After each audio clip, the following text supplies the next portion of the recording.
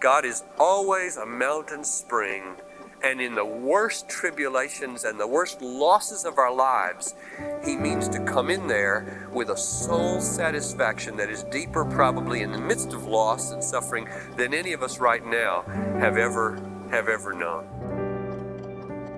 It's one thing to believe God is enough when life is calm, but in real suffering, when everything's falling apart, that's when this image from Piper really lands. I'm Dan Kruver. In this episode of Light and Truth, John Piper reminds us that God doesn't just sustain us, He satisfies us even in loss. The seminar was originally delivered at Bethlehem Baptist Church on Wednesday evening, March 18th, 1992. Chapter 8 is tonight's focus, the pleasure of God in the prayers of the upright. I raised the question right off the bat why I've waited so long in the book to raise the question of God's pleasure in us and in the responses that we have, since this is so utterly crucial for a personal relationship. I don't know how you feel about this, but it seems like there's one of the things that distinguishes brands of Christianity, say the Roman Catholic brand and the Lutheran brand, let's just take those two, is the focus on a justification by faith, which I'm going to be talking about Sunday, that is God's, in spite of our wickedness, according us His righteousness and accepting us for Christ's sake. And the Catholic focus is not so much on imputed righteousness as it is on the work of the Spirit for a kind of instilled righteousness. And a lot of mysticism and a relationship there through Christ's moving in and uniting with us. Now, what I'm getting at is this. If you only focus on the doctrine of justification by faith, the justification of the ungodly, which is one of the most precious teachings of all, then I wonder if you'll ever delight in a full-orbed relation with God that includes His delighting in you. Because the doctrine of justification stresses the fact that in spite of my unworthiness, in spite of my ungodliness, He endorses me by saying, you're accepted, you're acquitted, you're forgiven. But it doesn't sound like the relationship is complete. You know, it's more like the judge and the accused, and the judge says, well, for these reasons, for these judicial reasons, we'll let you go. See you later. Well, that's not the relationship with God. That's not enough. It's not enough. And so I raised the question about the whole issue of getting to the point where we are able with some integrity to say, there is that about me God delights in. Now, that's risky for sinners to talk like that, and that's one of the answers to my question. Why did I wait so long to raise the question, can God ever delight in us? I've gone for 6 chapters at least, until we got to last time, and haven't talked about us and our response at all. And the reason I haven't is, number one, this is the answer to question number one. Number one, it's a massive thing to say that a sinner can please God, can be pleasing to God. It's a massive thing, and therefore requires a massive foundation, and that's what I've been trying to build. How could we ever say such a thing? So I wanted to build a big enough foundation to sustain such an amazing statement that sinners could actually be pleasing to the Lord. And the second reason for waiting so long, is that if you want so bad to please God, you could really go about it in the wrong way and wind up displeasing Him and dishonoring Him very, very much. And I raised the question about how you can do that, and we'll talk about that now in question number 2. So I want very much to be able to please God. Paul said in 2 Corinthians 5:14 or somewhere on in there, that we make it our aim to please Him, whether we're on the earth or whether we're in heaven. He wanted to please, to be pleasing to God. Now, there is a wrong way to try to please God. The Pharisees were good at it, and a lot of people are good at it. A lot of hard-working people trying to please God and failing at it. Question number 2. What image do I use to sum up the heart of what has been learned about God, and how does this image protect us from trying to please God in a dishonoring way? The mountain spring is one of my favorite images, and the whole point of the image is that the mountain stream is self-replenishing. God is not a watering trough. He's a mountain spring. A watering trough, if you want to serve a watering trough and show its value, then you keep it full. And you keep it full. You haul the water, or you pump the water. You work up the sweat. And when you do, it's useful. It serves you back. The animals can drink, and then they serve you. And a mountain spring is not like that. You don't pump it, and you don't haul any water up to it. The way you relate to it, if you want to honor the mountain spring, is by making it your goal to find it. And then when you find it, not saying, "Oh, how wonderful you are as a fountain. I will quick run and get something good for you and bless you with it and bring you something, supply you with something, help you, add to you." The fountain, if it could talk, would say, "You don't get it. You don't honor me that way. You'll defile me that way. I will not respond well to that. You pour anything in here of your own resources."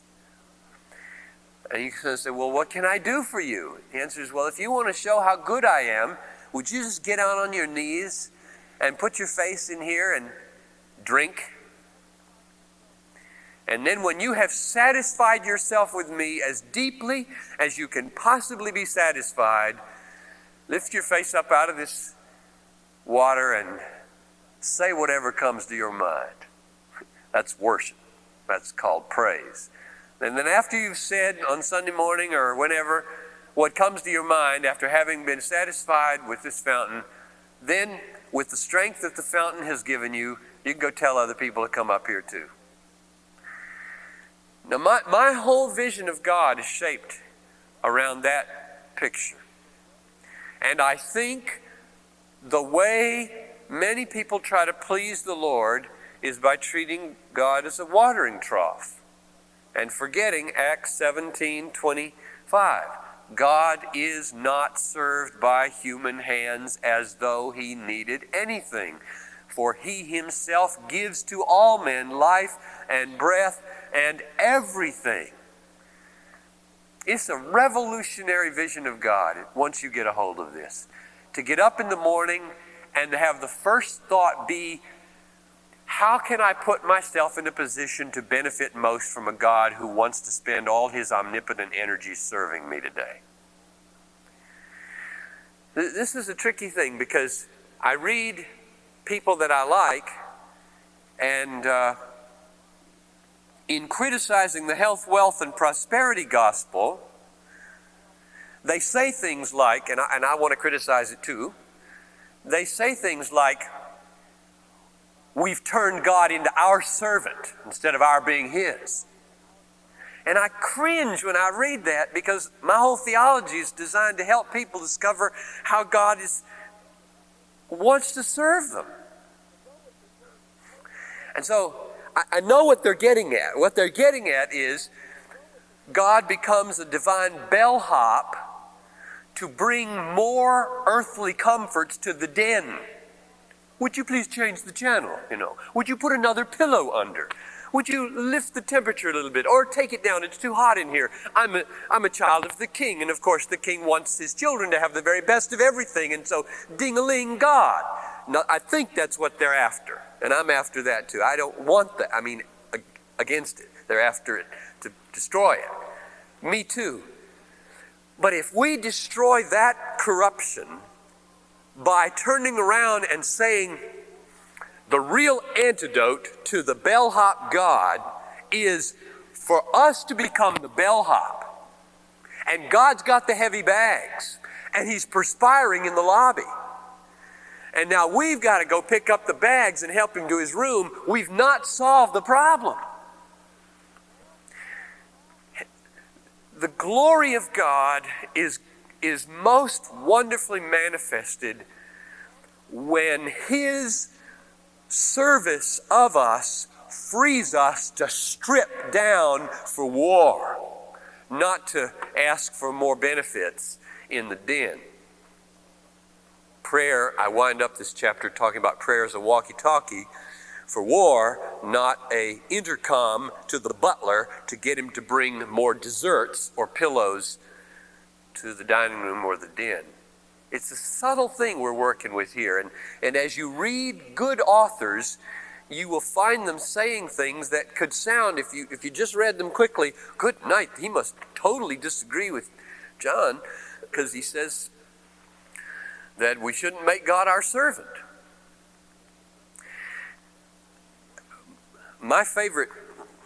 One of my favorite texts, and I just want to stress it here because it really goes right to the heart of who God is. From Isaiah 64.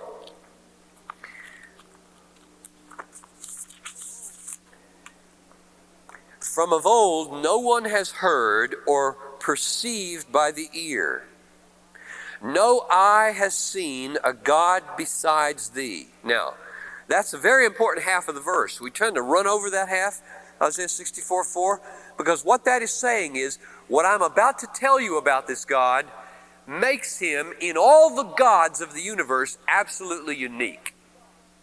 Nobody has ever heard of a God like this. Nobody's ever seen a God like this. There are no other gods like this. Well, what? Tell me, what's unique? Who works for those who wait for him. Now that's service. The Son of Man came not to be served, but to serve. So if you turn it around and say, well, the way to solve this bellhop theology and this health, wealth, and gospel stuff is to tell people to serve God for his own sake, work for God. I said, you're destroying the incarnation. You're destroying the self-identity of God. You're against God. And so I just stress with all my might, he is a mountain spring and not a watering trough. He glorifies himself through your needing him, wanting him, coming to him, satisfying yourself with him, and then spreading the benefits out to other people and leading a lifestyle that shows that he's satisfying you and therefore you don't need a lot of things. I ask in Desiring God why it is that God promises to bless people with wealth in the Old Testament, and the answer is to give you an opportunity to show who your God is, namely by how much you give away, by what you do with it. If you want to see what the rich are supposed to do if they come into wealth, read 1 Timothy 6:17 following. Rich in good deeds, not putting their hope in ephemeral riches, but in God. So, show God to be your fountain by living a life that reveals how satisfied you are in Him and not in the world. Richard Wurmbrand was a great sufferer for God in the last 50 years. He is going to be speaking to the South Area BGC pastors here in a month. I really want to hear him because I read a thing that he wrote back when I was writing a paper on 1 Peter in seminary. And I wrote the 1 Peter's all about suffering and about rejoicing in suffering. And I wrote it saying what I thought the text said, and the teacher wrote a very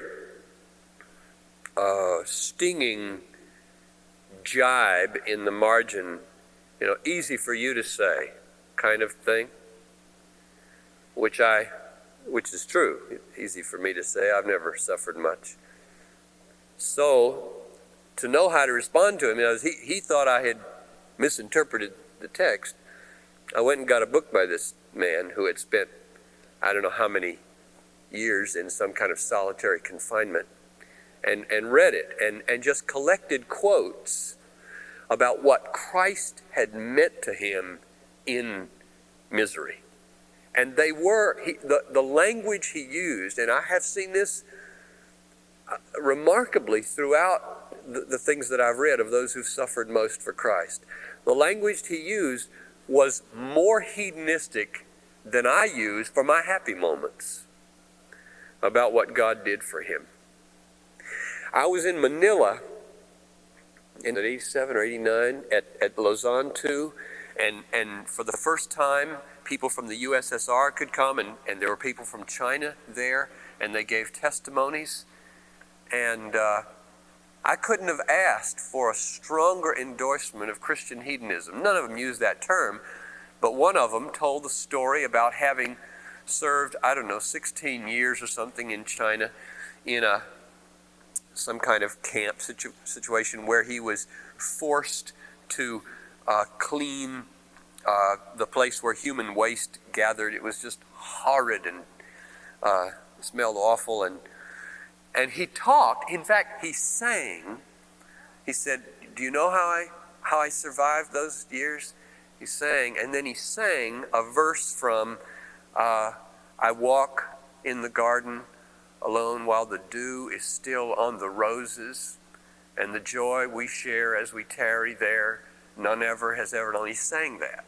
He said, I sang that song again and again, and I smelled the roses. And the Lord was precious to me. And they hated it because they could hear me singing. Now, when I read repeated stories like this, I want to say, yes, there are seasons when it feels like he's distant and we've bent down to drink and the thing's dry. But that's our problem. That's not God's problem. God is always a mountain spring, and in the worst tribulations and the worst losses of our lives, he means to come in there with a soul satisfaction that is deeper probably in the midst of loss and suffering than any of us right now have ever known. And so I can't tell you what it's going to be like. You're going to have to come tell me what it's like when you go through the valley. Is that okay to say it like that? That we all do go through those times, but let's not be satisfied? That's what I'm saying. Number 3, what is our hope of pleasing God when we are dying of thirst in the Death Valley desert of weakness and unrighteousness? And the answer in a sentence is, our hope is that God is the kind of God who will be pleased with the one thing we have to offer, which is our thirst. If you're in Death Valley, you're on your face in the sand, you're on the brink of death, and there's nothing you want more than to drink, God comes and says, I'm here, but you have to give me a gift first. before I'll help you. And your tongue is swollen, and he said, well, what can I give you? And he says, well, what have you got? And he said, I'm thirsty. He said, good. That's what I like. Give me that. Because that gives me an opportunity. I'm God. I've got water. I've got life. I've got forgiveness. I've got everything. And if you can come to the point where you have nothing, and you know you have nothing, then you're at the point where you can give me what I like, namely your needs.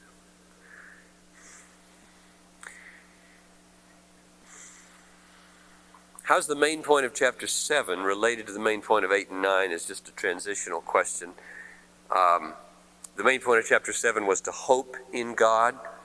Chapter 8 is to pray to God. Chapter 9 is to obey God. And the flow is intentional. Hope, it moves from internal to external.